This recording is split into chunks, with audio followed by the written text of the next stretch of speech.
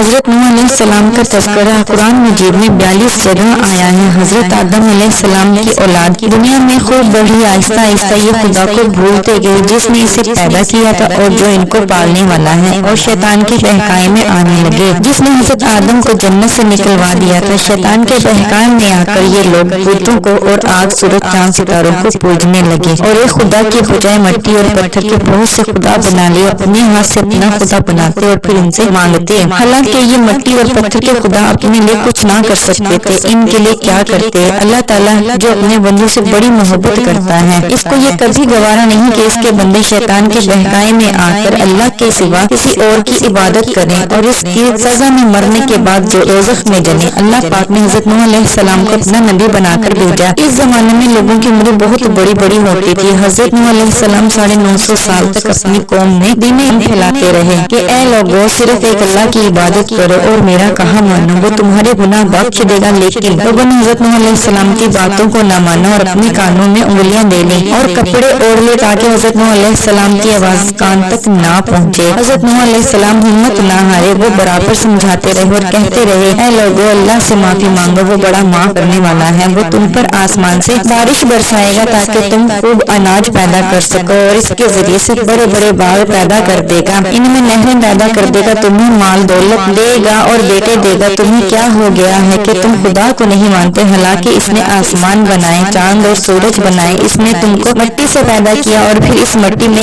ایک دن تم مل جاؤ گے، پھر قیامت کے دن اسی مٹی سے تم کو دوبارہ زندہ کر دے گا۔ لیکن لوگوں نے اپنے بتوں کو نہیں چھوڑا اور حضرت نوح علیہ السلام سے کہنے لگے کہ ہم اپنے بتوں کو ہرگز نہ چھوڑیں گے، ہم تو تم کو اپنے جیسا آدمی ہی دیکھتے ہیں اور تمہارا کہنا بھی صرف چند غریب لوگوں نے ہی مانا ہے اور ہم تو تم کو جھوٹا سمجھتے ہیں۔ حضرت نوح علیہ السلام نے کہا کہ اے میری قوم، میں تم کو جو نصیحت کرتا ہوں اس کے بدلے میں تم سے کوئی مال دولت نہیں چاہتا، اور جو غریب آدمی مسلمان ہوئے ہیں اور اللہ پر ایمان لائے ان کو میں اپنے پاس سے تمہارے کہنے سے نکالوں گا نہیں۔ اگر میں ان کو اپنے پاس سے نکال دوں گا تو خدا کے عذاب سے مجھے کون بچائے گا؟ اگر میں ایسا کروں گا تو بہت ناانصاف ہو جاؤں گا۔ ان کی قوم کے لوگوں نے کہا اے نوح علیہ السلام، تم نے ہم سے جھگڑا بہت کر لیا، اگر تم سچے ہو تو جس عذاب سے تم ہم کو ڈراتے ہو وہ لے آؤ۔ حضرت نوح علیہ السلام نے کہا جب اللہ پاک چاہیں گے عذاب لے آئیں گے۔ اللہ تعالیٰ نے حضرت نوح علیہ السلام کو وحی کے ذریعے سے حکم بھیجا کہ تمہاری قوم میں جو لوگ ایمان لا چکے ہیں ان کے علاوہ اور کوئی ایمان نہیں لائے گا، تم غم نہ کرو، ایک کشتی بناؤ۔ حضرت نوح علیہ السلام نے خدا کے حکم کے مطابق کشتی بنانا شروع کی، تو جب ان کی قوم کے سردار ان کے پاس سے گزرتے تو ان کی کشتی کو بناتے ہوئے دیکھتے تو ان کا مذاق اڑاتا۔ حضرت نوح علیہ السلام ان کے مذاق کے جواب میں کہتے کہ آج مذاق کر لو، کل جب تم پر اللہ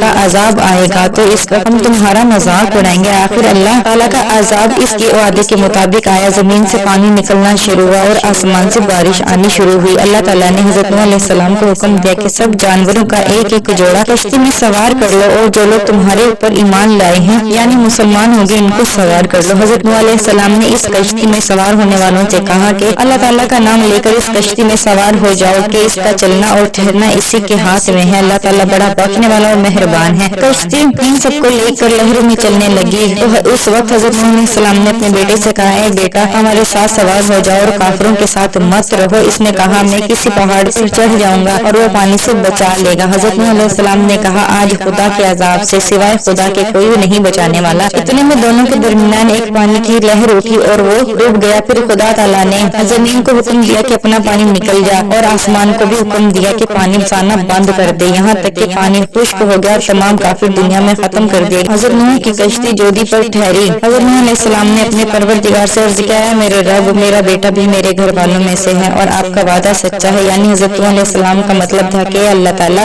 آپ نے وعدہ فرمایا تھا کہ تیرے گھر والوں کو اس طوفان سے بچا لوں گا، پھر میرا بیٹا کیوں ڈوبا؟ تو خدا تعالیٰ نے فرمایا کہ نوح تیرا بیٹا تیرے گھر والوں میں سے نہیں تھا کیونکہ اس کے عمل اچھے نہیں تھے۔ میں تجھ کو نصیحت کرتا ہوں کہ ایسی بات نہ کر جو تیرے علم میں نہیں۔ حضرت نوح علیہ السلام نے اللہ پاک سے توبہ کی اور اپنے کہنے کی معافی چاہی۔ اللہ پاک نے ان کو معاف کر دیا اور حکم دیا کہ نوح ہماری طرف سے سلامتی اور برکتوں کے ساتھ اتر۔ اس کے بعد حضرت نوح علیہ السلام کی امت سے دنیا بسی اور آہستہ آہستہ ان کے بال بچے آباد ہوتے گئے۔ یہ سب لوگ خدا تعالیٰ کی اطاعت کرتے رہے۔ زمانہ گزرتا گیا اور آہستہ آہستہ شیطان نے پھر بہکانا شروع کیا تو یہ لوگ خدا تعالیٰ کو بھولنے لگے۔ حضرت نوح علیہ السلام جو اللہ تعالیٰ کے اتنے بڑے پیغمبر تھے، اپنے بیٹے کو اس کے برے کاموں کی وجہ سے اللہ تعالیٰ کے عذاب سے نہ بچا سکے۔ اسی طرح اگر ہمارے ماں باپ اللہ کے کتنے ہی ولی کیوں نہ ہو، اگر ہمارے اچھے عمل نہ ہوں تو وہ ہم کو اللہ تعالیٰ کے عذاب سے نہ بچا سکیں گے۔ ہم کو اپنے بزرگوں کے نیک عمل کا سہارا نہیں لینا چاہیے، بلکہ اللہ اور اس کے رسول صلی اللہ علیہ وآلہ وسلم کے بتائے ہوئے کاموں پر عمل کر کے نیک بننا چاہیے۔ اسی وجہ سے اللہ تعالیٰ نے قرآن مجید میں کہا کہ اگر تم ایک ذرہ برابر بھی نیکی کرو تو اس کا بدلہ ہم تم کو دیں گے، اور اگر ایک ذرہ برابر بھی برا عمل کرو گے تو وہ بھی تمہارے سامنے آ جائے گا۔